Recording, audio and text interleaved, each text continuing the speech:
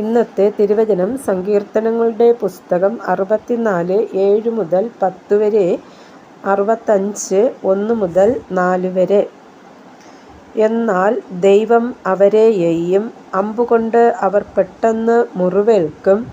അങ്ങനെ സ്വന്തം നാവ് അവർക്ക് വിരോധമായിരിക്കയാൽ അവർ ഇടറി വീഴുവാൻ ഇടയാകും. അവരെ കാണുന്നവരൊക്കെയും തലകുലുക്കുന്നു. അങ്ങനെ സകല മനുഷ്യരും ഭയപ്പെട്ട് ദൈവത്തിൻ്റെ പ്രവൃത്തിയെ പ്രസ്താവിക്കും. അവൻ്റെ പ്രവൃത്തിയെ അവർ ചിന്തിക്കും. നീതിമാൻ യഹോവയിൽ ആനന്ദിച്ച് അവനെ ശരണമാക്കും. ഹൃദയ പരമാർത്ഥികൾ എല്ലാവരും പുകഴും. ദൈവമേ, സിയോനിൽ സ്തുതി നിനക്ക് യോഗ്യം. നിനക്ക് തന്നെ നേർച്ച കഴിക്കുന്നു.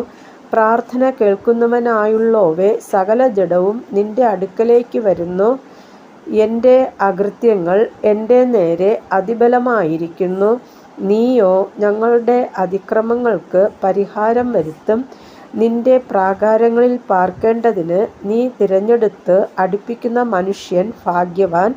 ഞങ്ങൾ നിന്റെ വിശുദ്ധ മന്ദിരമായ നിന്റെ ആലയത്തിലെ നന്മ കൊണ്ട് തൃപ്തന്മാരാകും. കർത്താവായ യേശുവേ, അങ്ങയുടെ നാമം വാഴ്ത്തപ്പെടുമാറാകട്ടെ. ആമേൻ.